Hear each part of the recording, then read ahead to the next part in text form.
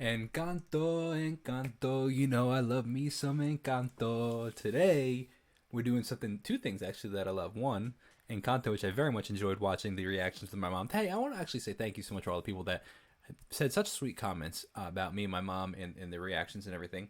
Really appreciated you. And two, behind the scenes. I love behind the scenes so much because there's so much to learn in behind the scenes videos. Not only that, actually three things, I guess, technically, because we got behind the scenes, but we also got behind the lyrics, which is technically what this is. So as a songwriter myself who has over 100 songs out there, you know I love lyrics and seeing how other people go about writing their lyrics. So today we're getting into, oh, let me move this over. I don't know.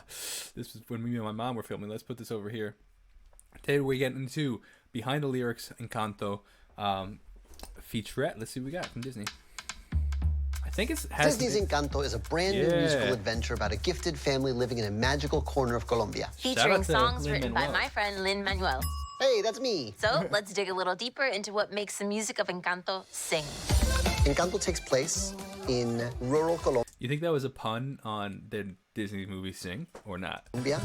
Music that comes out of Colombia is so beautiful. It was really exciting and a really interesting new challenge, getting immersed in Colombian culture. Oh, that's cool. Showing, oh, that's cool. All the little clips that they went actually in kind of when they were like learning the culture. Interesting new really challenge. Cool. That's really cool. I guess maybe the producer, I'm not entirely sure who everybody is, except obviously I recognize Lynn. But learning the culture and learning the music, that is cool. I mean, they showed that in like the original behind the scenes, but now it's like actual footage of them actually all together. And I actually didn't realize they learned like we're learning the culture. I just thought that they went and see the area, but they're actually like getting immersed in the culture. That's really cool. Immersed in Colombian culture and music. Let's go! This is our home. We've got every generation. So full of music. This song's about, man. Lynn. Yeah. Tell me about the first song that you wrote for the movie was. The first song I wrote was the opening song of the movie called The Family Madrigal. Welcome to the family. Wow. One of my favorite moments. I want to know, and maybe he'll explain in a sec, but I would love to know which came first, the chicken or the egg, right? You know, like, was there the movie kind of first, like the concept, like, because like a lot of the visuals really follow his music. So like his music, the music must have been written first, and the lyrics, but like, who had the concept and like. How does that work? It's when she gets kissed by her mom. She has this like, Mom! If you're impressed, imagine how I feel, Mom. That is like the most amazing mix of proud and mortified in the middle of her solo. Mom! I know it sounds a bit fantastical and magical, but I'm part That's so cool to see them actually in the studio like that. Fantastical and magical, but I'm part of family madrigal. There's this one section in the middle that I wrote it as if I were writing a horn line. That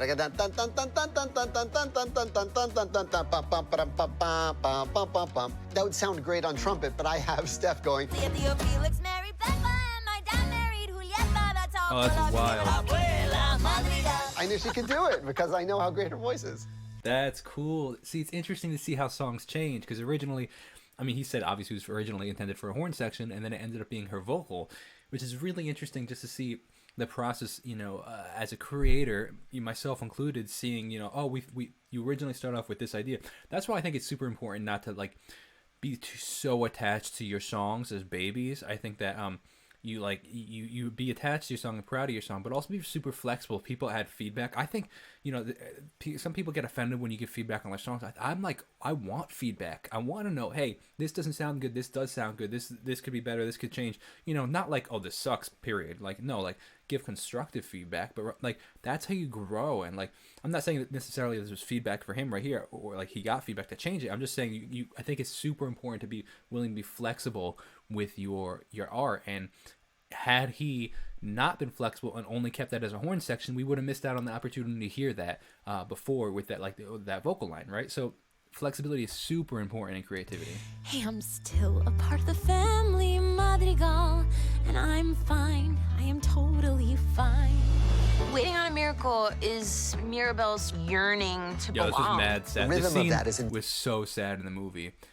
Which, if you want to watch, check out the Patreon with my mom, actually. Link down below. It's 3 stringed instruments playing in sort of a waltz time. It's just a... Waltz is 3/4. It's 1 2 1 2 3 1 2 3 1 2 3 1 2 3, 1. That's a waltz. Which in the comment section, actually, people said that apparently hers is the only song in the movie which is in 3/4 as opposed to 4/4, which is to indicate that she's different. Different beat. She's Oh, well, I guess this is the interview that people were referencing. stringed instruments playing in sort of a waltz That's time. funny. It's just a different beat. She's literally out of beat with the rest of her family. I guess that is literally this is the interview that people were talking about when they referenced that. That is too funny. There's something that clicks inside her where she realizes the wheels are in motion for her to chase down her destiny. I like these heroine songs so much. You go on this major journey that with note a right there was character, and killer. suddenly you know her better from Doing a very specific thing, which is we're not supposed to talk about that. It's all we talk about. nailed it. This classic Lynn style right here, where like you can just hear every single part that's going through, but like it's so many different things going on. It is the one that got stuck in my head the most. I would sing it to myself all the time. Everyone Oh snap! There's Bruno up there. Now I actually see him. sings over the same chord progression with a totally different rhythm and a totally different cadence. So it was a really fun way. That's actually really interesting because like sometimes as a creator you like, oh, I have to keep the second verse the same as the first verse, but that's cool that he was able to change it and people didn't Got care. stuck in my That's head the most. interesting. I would sing it to myself all the time. Everyone sings over the same chord progression with a totally different rhythm and a totally different cadence. So it was a really fun way of just getting to know everyone in the family. And everybody having a slightly different feel. That's really interesting. Their own personality. Dos Oruguitas is unique because it's the only song in the score where a character is not singing to us in real time. We wanted to write a song that encompasses the love story of Abuela Alma and Abuelo Pedro and how that leads to the miracle that becomes the Encanto. Dos Oruguitas is the song that made me cry the most. It's so beautiful, and I think one of the strongest things about that song is that it is sung in Spanish. And yet, when This song is wildly sad in the movie. the audience watches the film, because of the images that are married to the song, I would no love to matter do a what cover of language this you one. speak, you understand what's happening. This film is about family, about how simple that is and how complicated that is. Every song is a discovery. It's all organic to the storytelling, and it's really exciting. Disney's Encanto. Dude, honestly, that song right there is one of the best in the whole album. It's so stinking good. I hope you guys enjoyed that. Definitely consider checking out the rest of the stuff on the channel with all the other videos that I've done for this.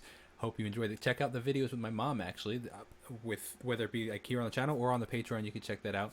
But I really enjoyed hearing the backstory. Just I think it's super cool as a songwriter to hear how other artists go about their songwriting process. So thank you so much for watching. I'll see you in the next video. God bless and peace out.